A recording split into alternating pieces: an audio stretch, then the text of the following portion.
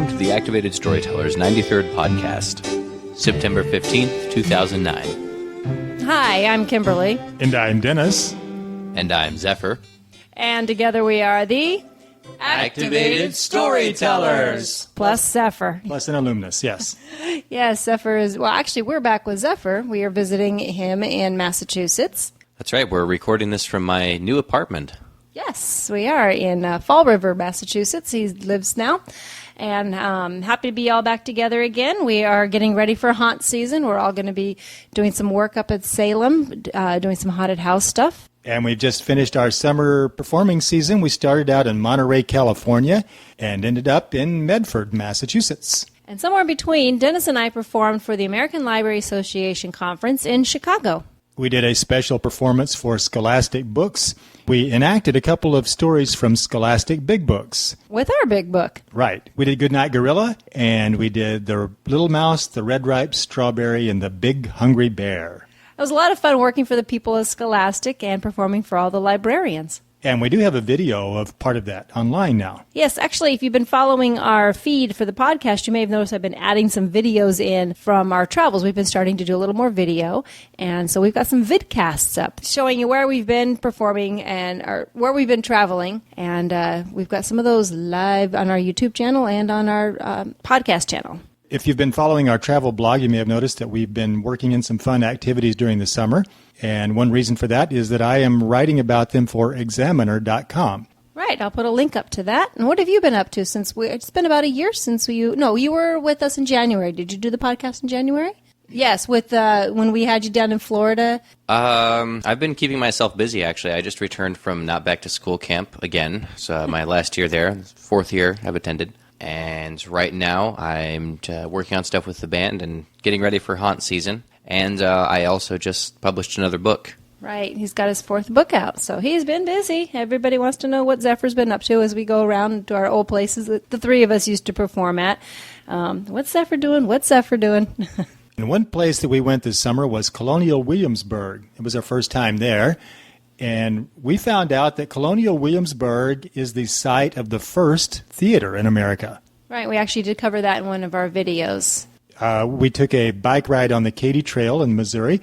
The Katy Trail is where the former Kansas, Texas, Missouri Railroad ran through. They've converted it into a bike trail, and we biked all the way across the state of Missouri. Right. Actually, we split it up, Dennis and I, and that was about 225 miles that we did. Lots of fun, and actually right during a storm and lots of downed trees and obstacles to get around with. That was over the 4th of July. Now, we are coming up on fall here, on autumn, and we have an autumn story for you. And I'd like to say that being up here in New England, the colors are just now starting to creep out. I've been noticing lots of bright colors. It's going to be a beautiful fall. Lots of creepy colors.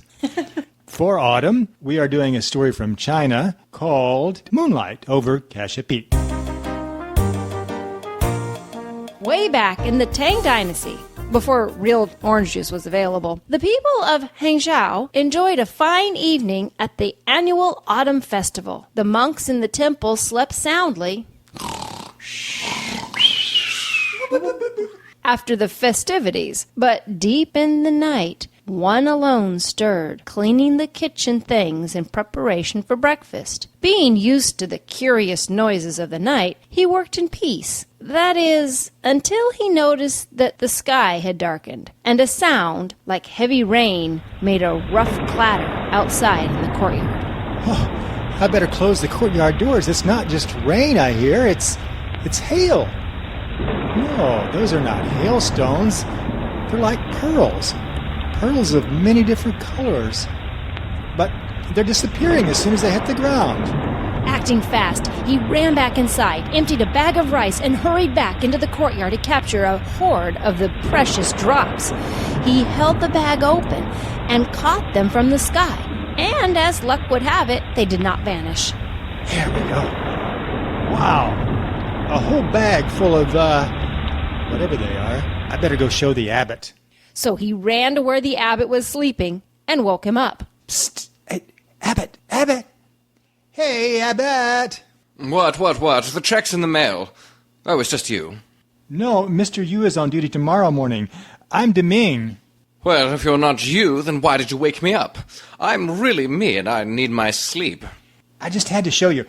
It stormed during the night, and these strange pearls fell from the sky. Look, I caught a whole bag full. Ah, these are not pearls, my son. They are the brilliant seeds of the giant cassia tree on the moon. Wow. I was afraid you'd think I was nuts, instead of the other way around. There is a story behind these seeds that look like pearls, and since we are both awake and this monastery does not have cable, I may as well tell you. Many years ago, a fellow named Wu Gang got very drunk on a night much like this one. Yippee! I think as long as I'm out of my head right now and I know I'm going to be really sick in the morning, I'll just do something really stupid, like chop down a whole grove of cassia trees. He forgot that he was in Heavenly Queen Mother of the West's garden, where he had been an invited guest for the autumn festival. He chopped down a whole grove of precious 10,000-year-old trees, and when the Queen Mother saw it, she was really ticked off. What? All my precious trees gone? They were like my children. I had names for each of them. I sang lullabies to them all night. I dressed them in tacky little clothes and, never mind about my personal life. The point is, you have committed a terrible wrong, and for that, you will be punished. As punishment, you must, let me see. What could I force you to do? Wear a sausage on my nose for 7 days? No, that would be too easy. And it's from another story. Besides, you just eat it. I know. Since you enjoy chopping so much, you can just go chop down the really gigantic cassia tree on the moon. The moon? Yes. And you'll have to pay your own way. That will teach you. Ta-ta. The moon? But I don't know the way. And since I'm a man, I can't ask anyone. I guess I'll just have to wait until it grows big enough that my ladder will reach. He was very strong, and he did chop down that great tree.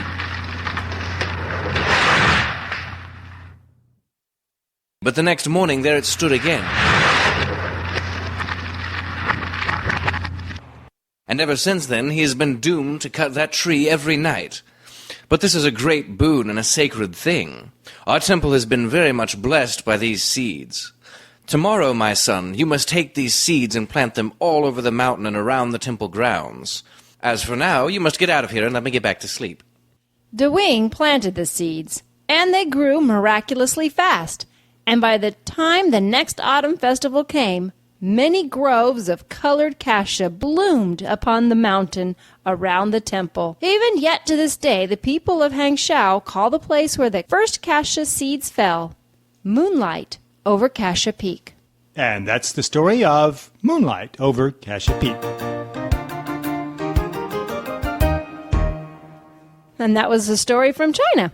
One of those nature myths explaining how things happen, how things came to be the way they are. Speaking of nature myths, we've got some nature myths coming up in our show for next year, which we're already getting ready for opening next summer for the summer reading programs. That's right. We're doing water stories. And one of them is a nature myth. We are going to be doing Niagara, which is a story of how Niagara Falls came to be. A story that the Native Americans used to tell. The theme next summer is going to be Make a Splash at Your Library. And we've picked out some stories.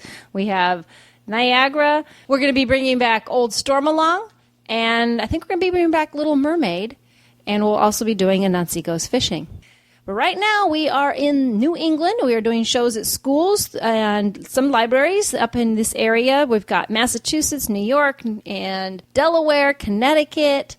So doing a lot of school programs right now. And if your school's interested and you're up in this area, it's not too late to give us a call. 800-429-6576 for some booking information. Or visit our website, activated-storytellers.com. And then we are heading south. We are going to Florida for the winter and picking up some shows along the way. Right. We'll be in Florida January, February, and then we are heading out to the Midwest. We've got programs in Mississippi, Alabama in March, making our way across the country. We've also got New Mexico coming up in March. And then we will be on the West Coast in the spring. For this spring, we are actually going to be doing a return trip to the Los Angeles area. Wow. Haven't been there in a while. Yeah, I haven't been there in about 3-4 years. Have you remember last time we were in L.A.? No. It's been a while.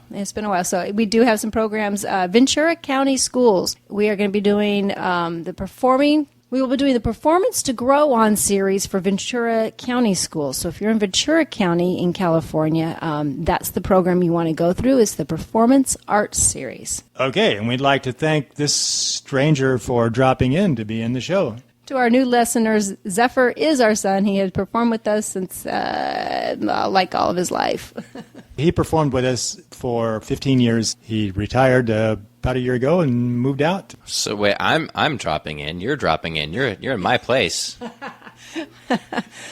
This feels so strange to be standing in his apartment. You know what I'd like to know, and I think what our listeners would like to know. Our son grew up on wheels. He's been traveling since he was 18 months old. You have made some observations about moving out and how it's a little different, what is different about moving out and living in a stick house? Well, the first thing I've noticed about living in one location is how much everyone around me just sort of takes for granted and doesn't understand what they could do without. Like, there are a lot of things that people think are necessities that they don't actually need to live, and it's just kind of weird to me to see that there's so many people that rely so heavily on so many things, such as having gas and running water and television and land telephones and all sorts of things.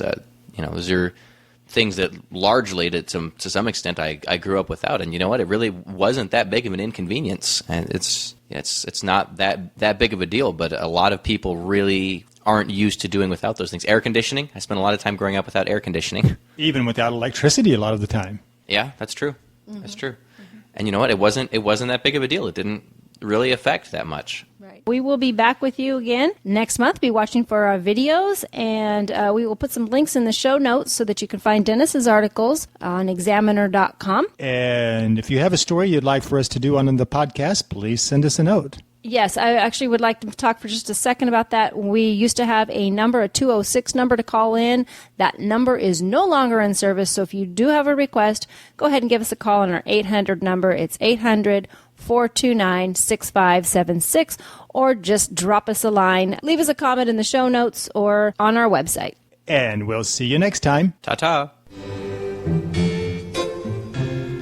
The Activated Storytellers perform at schools and libraries nationwide.